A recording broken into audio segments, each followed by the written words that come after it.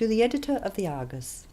Sir, any thoughtful person who calmly views our present condition, either commercially or politically, must feel the necessity of vigorous exertions in order to place us in the position we ought to be in.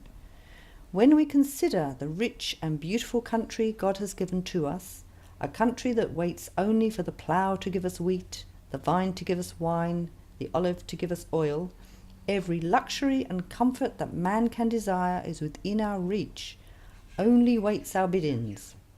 Gold lies at our feet, yet with all these advantages we are on the verge of national insolvency, and the hands of our people are stained with blood. May the frightful and sorrowful position we are in induce us all with one spirit to cooperate in bringing about a more credible state of things. Let us cast aside all party feeling or class interest. Let us retrench, economize, and abandon the idea that getting further into debt will clear us of our difficulties. Let us fling to the wind the wild fallacy that public works carried on with borrowed money is fitting employment for newly arrived immigrants. Let us be wise in time and give to our people a fair scope for their activity, a wider and more wholesome range for their energies, and we shall soon become a happy, a peaceful and contented people. We have too long indulged in taxing. We have become, under the Wakefield system, a nation of consumers instead of producers. We must alter our system if we wish to recover character. Yours faithfully, Caroline Chisholm.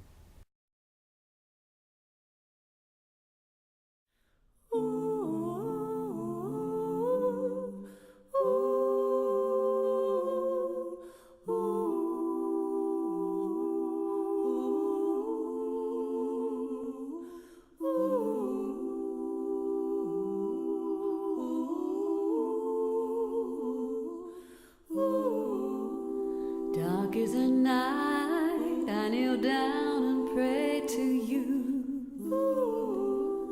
Nothing is right, I don't know what to do. But in the morning when the light comes shining through, I can feel all of heaven raining down on me. I can feel all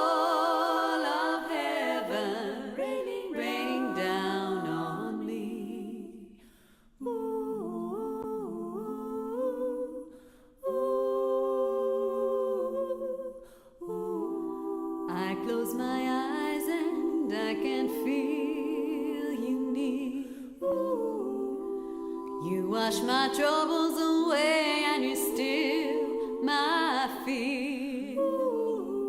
You show me the pathway and it all seems so clear. I can feel all of heaven raining down on me. I can feel all of heaven. Women taking to the streets demanding equal rights to pay and work. And Aborigines demanding land rights join the protests. Unions place green bans to prevent work on building sites, which affected working class people or damaged the environment. The era of environmental consciousness was being born. The Builders Labourers Federation was already taking on the developers with its green bans. And its Federal Secretary, Jack Mundey, was keen to support the residents of the Rocks. An essential theme that the residents put forward is this: that there must be, in all this city area, provision for working class people, for people of low and middle income to be able to reside in the area. It's not much good winning a 35-hour week if we're going to choke to death in planless and polluted cities, where rents are too high, where ordinary people can't live. There will never ever be any reconstruction, any rejuvenation, regeneration of this area until such time as the residents receive ironclad guarantees that people in the low income brackets, workers, can afford to live in these areas. Raining down on me. I'm in a state. I'm in a state. Oh, when I see your face, I'm in a state of grace. I'm in a state of grace. I'm in a state of I'm in a state of grace. I'm in a state of grace. I'm in a state of grace. Ooh.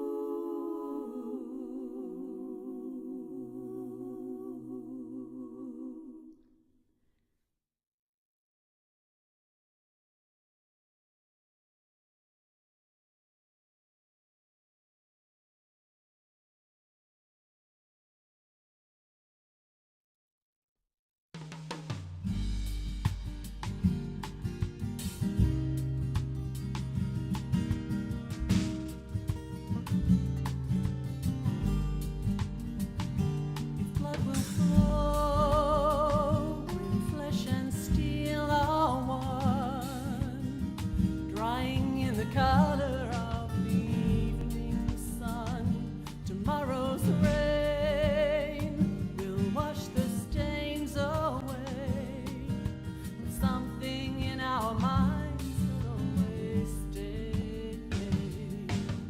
Perhaps this final act was meant to clinch a lifetime's argument, but nothing comes from violence and nothing ever could. All those born beneath an angry star, lest we forget how fragile we are. On and on the rain will fall, like tears from the star, like tears from the star. On and on the rain will say, how fragile we are, how fragile we are.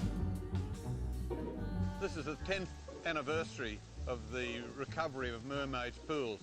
It was a great recreational and environmental asset. When we came here 10 years ago, there was a Volkswagen Combi here, building rubbish, shopping trolleys, all sorts of rubbish. Help me push it up, that's the boy.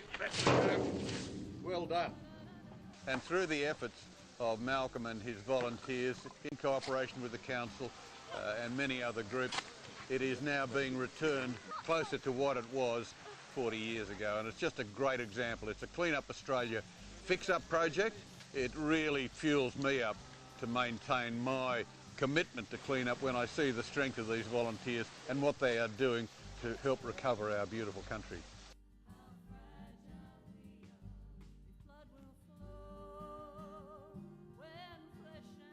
Story doesn't start this year. When does it start for you? Oh, well, I guess I'd have to say before 1967, leading up to the referendum. We had an organisation called the Federal Council for the Advancement of Aborigines and Torres Strait Islanders, but it wasn't only an Aboriginal organisation. We had many non-Aboriginal people involved, and they were involved as elected representatives of the council as well.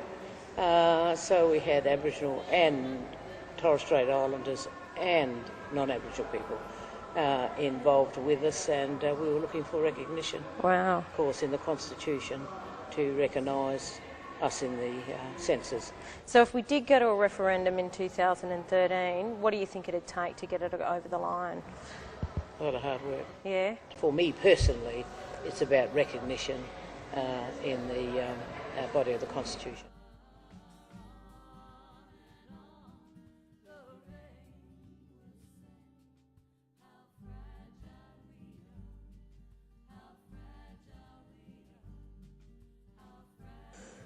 Well, I mean, of course, there have always been many people working at the local level and working with poverty, but my approach in that respect was different, because it was in those days that I realized what has later been called, the barefoot economics. Because I realized, being in poverty areas, and this I realized at the very beginning, that the conventional knowledge I had as an economist and the conventional discourse was totally meaningless in an environment like that. As I have often described it, I mean, if I step into the mud and across me also standing in the mud is a man who is thin, hungry, has no job, has 5 kids, has a wife and a grandmother to take care of him. What do I tell him there, looking at his face in those conditions?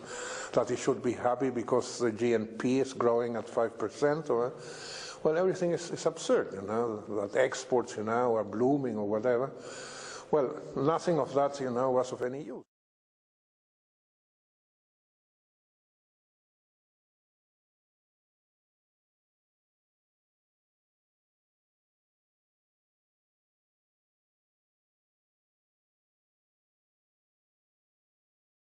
The way I see it, in very general terms, it should be to carry out every effort to dismantle a number of widespread beliefs and myths, which many people, even in good faith, believe that they are positive, but they're actually the ones that are leading us in a collision course.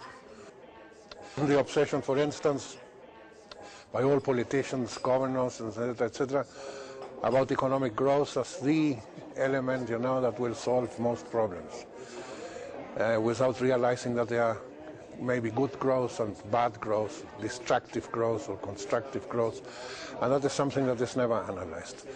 No, we are embarked in a boat that is full of myths and misunderstandings. It's everything fragmented, no? And that generates many of the problems we have. The moment in which we realize that everything is just one whole of which we are an inseparable part. You are part of poverty. You are part of nature, you see? If that click goes through the people's mind, I mean, then you can have a dramatic change.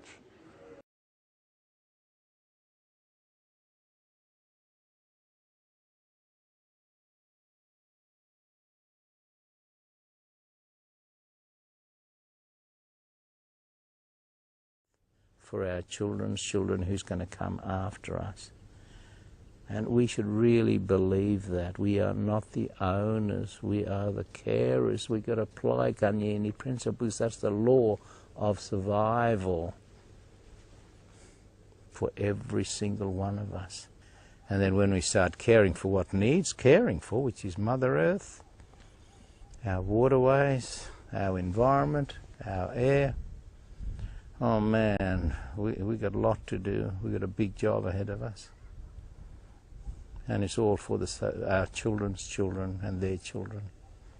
Go back. We are not owners. We are caretakers for Mother Earth. Let's care.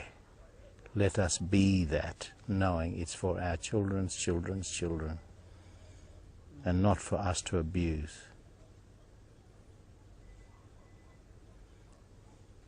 Oh, Italia.